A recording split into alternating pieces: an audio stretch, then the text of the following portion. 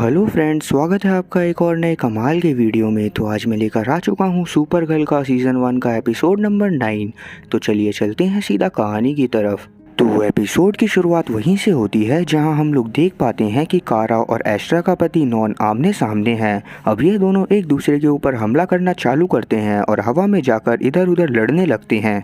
और थोड़ी देर वहां पर लड़ने के बाद ये दोनों ही जमीन पर आकर क्रैश हो जाते हैं, जिस वजह से सुपर गर्ल काफी ज्यादा कमजोर हो जाती है क्योंकि नॉन ने इसे पहले ही बहुत मारा था। क्योंकि एक तो वो बहुत ज्यादा ताकतवर था, दूसरा उसके पास लड़ाई का बहुत ज्यादा ही एक्सपीरियंस था। अब मौका पाकर नॉन सुपर गर्ल को गले से पकड़कर उठा लेता है कि इतने में ही यहाँ पर डीईओ के बहुत सारे लोग पहुंच जाते हैं, जिसमें एलेक्स और हैंशो भी शामिल थे। तब हैंशो किसी तरह सुपर गर्ल को फ्री कराता हुआ यहाँ से भागने को बोलता है, लेकिन नॉन भी अपनी जान बचाने के लिए यहाँ से भागने लगता है और साथ के साथ वो हैंशो को भी अपने साथ ही उठाकर ले जाता है, जिसे देखकर सुपर गर्ल और एलेक्स काफी ज्यादा घबराने लगते हैं और सोचने लगते हैं कि आखिरकार नॉन हैंशो को लेकर कहां पर गया होगा। तभी यहाँ पर मैक्सवेल पहुंच जाता है, जो कि इनसे बोलता है कि मेरी समझ में नहीं आता कि आखिरकार तुम लोग मेरी लैब के पीछे क्यों पड़े हुए हो। इस पर एलेक्स से बोलती है कि हमें बस तलाशी लेने दो कि तुम्हारी लैब के अंदर ऐसा क्या है जो कि वो लोग तुम्हारी लैब में हमला करने आए थे। इस पर मैक्सवेल मना कर देता है और बोलता है कि लास्ट टाइम भी तुमने जब मेरी लैब में छेड़खानी करी थी तो उसके बाद मेरी जान को बहुत ज़्यादा खतरा हो गया था, तो इसी वजह से इस बार मैं तुम्हें अपनी लैब में कोई भी छानबीन नहीं करने दे सकता। इस पर एलेक्सी से बोलती है अगर ऐसी बात है तो तुम्हें अपनी लैब कुछ टाइम के लिए बंद कर देनी चाहिए,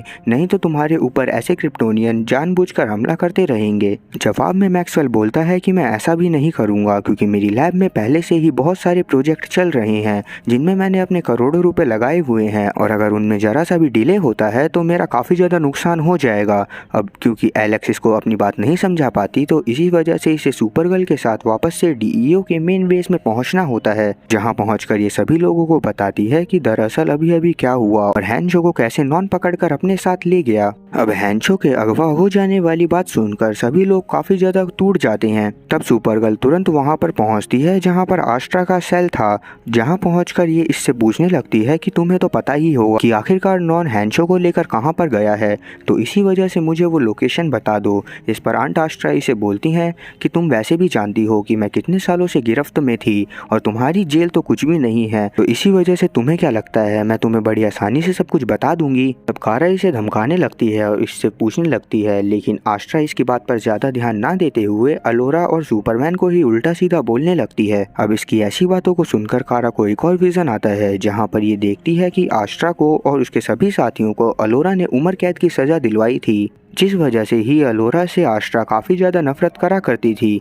अब जब वापस सीन प्रेजेंट में आता है तो हम लोग देख पाते हैं कि कारा अपने ऑफिस में विन और जेम्स के साथ है, जहां जेम्स इससे बोलता है कि मैं पता लगाने की कोशिश करूंगा कि दरअसल मैक्सवेल की लैब में ऐसा क्या है जो कि वो हमें वहां पर नहीं जाने दे रहा। इस पर कारा इसे बोलती है कि आज से इस बारे में हम ऑफिस के बाहर बात करा करेंगे, क्योंकि कैट को मुझ पर शक होता जा रहा है कि मैं ही सुपर गर्ल हूँ और मैं नहीं चाहती कि उसके सामने मेरी असलियत आए। इस पर विन और जेम्स दोनों ही एग्री करते हैं। अब इतने में ही यहाँ पर कैट भी पहुँच जाती है, जो कि कारा से वापस से पूछने लगती है कि तुम मुझे बता दो कि तुम ही सुपर गर्ल हो या नहीं।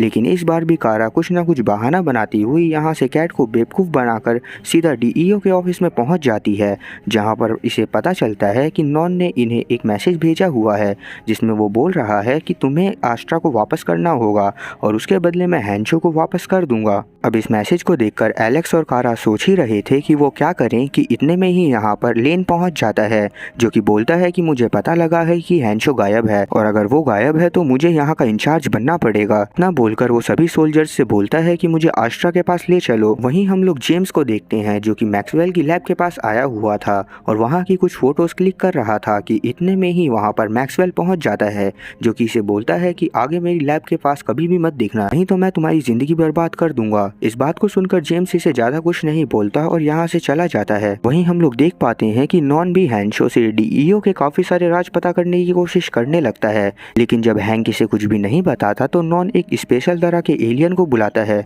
जो कि किसी का भी माइंड रीड कर सकता था। पर क्योंकि हम जानते हैं कि हैंशो खुद भी एक असली एलियन था, तो इसी वजह से उसके पास भी कुछ पावर्स थी, इसकी वजह से वो एलियन उसका माइंड रीड नहीं कर पाता। नॉन इसे देखकर काफी ज्यादा शॉक होता है, लेकिन आस्ट्रा के पास पहुंचकर इसे टॉर्च टॉर्चर करता हुआ नॉन की लोकेशन के बारे में पूछने लगता है, लेकिन आस्ट्रा इसे कुछ भी नहीं बताती। और क्योंकि सुपरगर्ल नहीं चाहती थी कि उसकी आंट को भी टॉर्चर करा जाए, तो इसी वजह से ये मना करने लगती है। हम लोग समझ पाते हैं कि सुपरगर्ल के मन में अभी भी उसकी आंट के लिए बहुत ज़्यादा फीलिंग्स हैं, लेकिन लेन सुपरगर्ल की बात ज़रा भी नहीं सुनता, और जिस वजह से एलेक्स सुपरगर्ल को पकड़कर बाहर ले जाती है। अब यहाँ से कारा वापस से विन और जेम्स के पास जाती है, जहाँ ये जेम्स से पूछने लगती है कि क्या तुम्हें कुछ पता चला। पर जेम्स इसे मना कर देता है और बोलता है कि मैं वहाँ पर गया तो था, लेकिन मेरे को वहाँ पर कुछ भी सुराग नहीं मिला।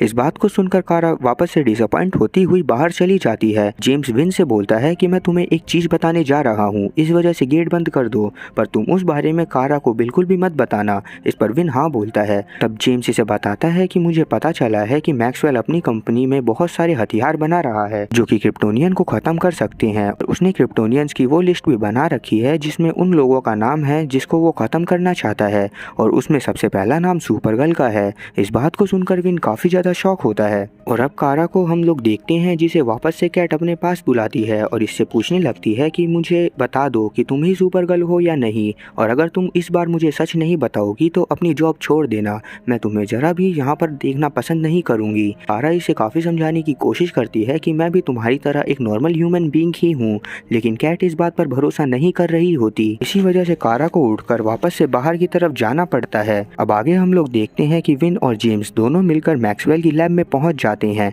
जहां पर विन तो बाहर से नजर रखे हुए होता है, लेकिन जेम्स अंदर चला जाता है, जहां इसे एक सीक्रेट डोर दिखता है जिस तक पहुंचने के लिए बहुत सारे पड़ाव पार करने थे। अब जेम्स उन पड़ाव को पार कर ही रहा था कि इतने में ही यहाँ पर मैक्सवेल पहुंचकर इसे बेहोश कर देता है। ये सीन यहीं कट होकर डीईओ के ऑफिस में आता है, जहाँ पर एलेक्स को आस्ट्रा बता देती है कि नॉन कहाँ पर छुपा हुआ है। अब इस बात को जानकर एलेक्स बहुत सारे सोल्जर और सुपरगर्ल को लेती हुई उस जगह पर पहुंचती है, लेकिन वहां पर जाकर इन्हें पता चलता है कि जहां पर ये लोग आए हुए हैं वहां एक ट्रैप बिछा हुआ है और पहले से ही वहां पर बहुत सारे बॉम्ब प्लांटेड हैं। फिर वहां पर सभी बॉम्ब फटने लगते हैं, जिसमें काफी सारे सोल्जर की जान जाती है, लेकिन सुपरगर्ल किसी तरह एलेक्स को बचाती हुई वहां से निकल जाती है। जैसा कि हमने अभी अभी देखा था कि जेम्स को मैक्सवेल ने बेहोश कर दिया था, तो अब जेम्स की जब आंखें खुलती है तो वो अपने आप को एक कुर्सी से बंधा पाता है।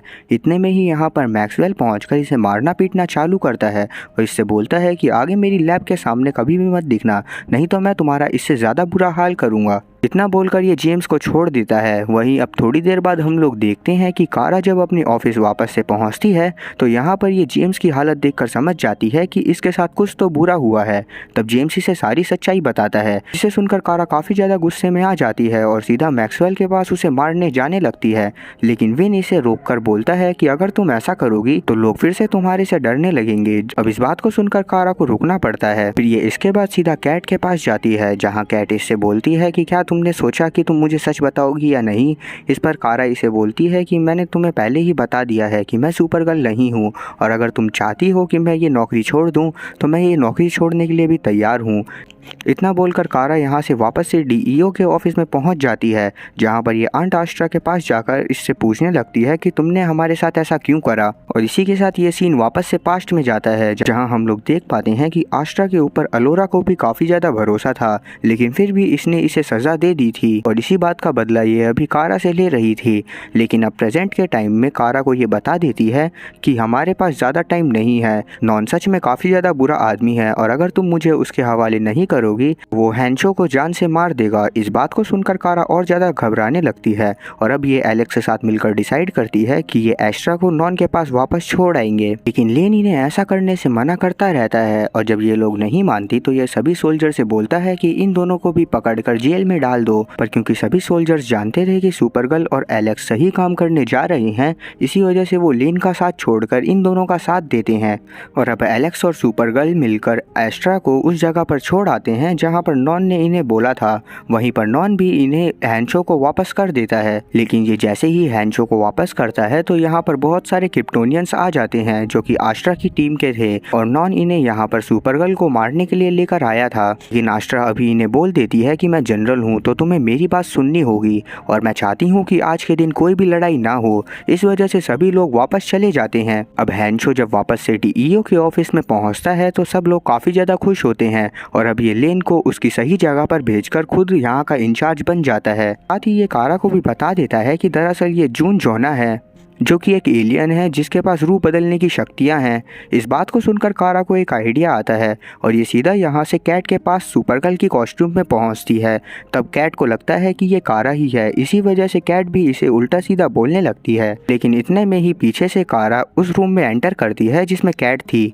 अब जब कैट देखती है कि कारा और सुपरगर्ल दोनों अलग अलग हैं तो ये काफ़ी ज़्यादा शॉक होती है और इसी वजह से अब ये कारा को वापस से जॉब पर रख लेती है। अब छत पर हम लोग देखते हैं कि कारा अपने डुप्लीकेट से मिलती है और हम लोग देख पाते हैं कि जो सुपरगर्ल बनकर आया था वो कोई और नहीं बल्कि खुद हैंशो था। छत पर ये हैंशो को थैंक यू बोलने के बाद वापस से जेम्स और विन के पास पहुंचती है, जहां ये इनसे बोलती है कि मेरा एक काम तो हो गया, अब आगे मुझे मैक्सवेल को एक्सपोज करना है। अब ये सीन यहीं कट होकर मैक्सवेल पर आता है, जो कि जब अपने उस सीक्रेट रूम में जाता है जिसके बाहर इसने काफ़ी सारे पड़ाव रखे हुए थे, तो हम लोग देख पाते हैं कि दरअसल वहाँ पर रेड टॉर्नेडो का हाथ भी रखा हुआ है और वहीं पर एक लड़की है जो कि जब सोकर उठती है तो उसकी आंखें पूरी तरह से काली हो जाती हैं।